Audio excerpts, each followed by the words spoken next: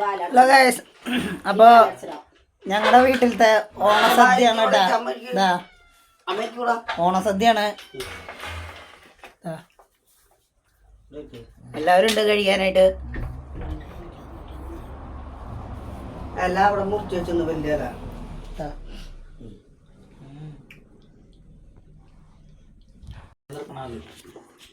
രണ്ടു കൂട്ടം പായസം വന്നു, ചോറ് വന്നു, വയറ് പാലട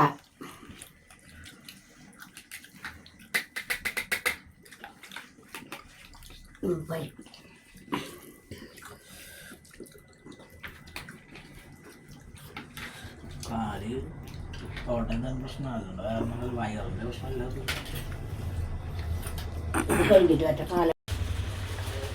സന്തോഷത്തിന്റെയും സമ്പൽ സമൃദ്ധിയുടെയും എല്ലാവർക്കും ഹാപ്പി ഓണ ആശംസകൾ നേരുന്നു.